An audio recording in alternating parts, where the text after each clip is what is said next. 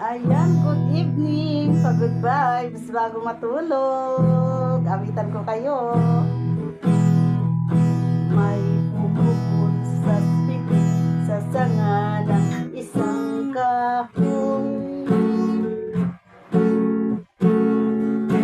at nahagip ng bato ang pagpat ng munting ibon.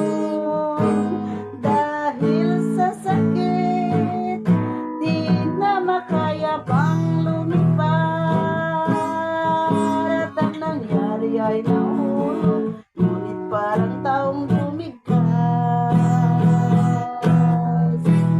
Mamang kay lupit, ang puso mo'y di na nahabag. Pag pumanaw na ang buhay ko, may isang pipit na iiyak.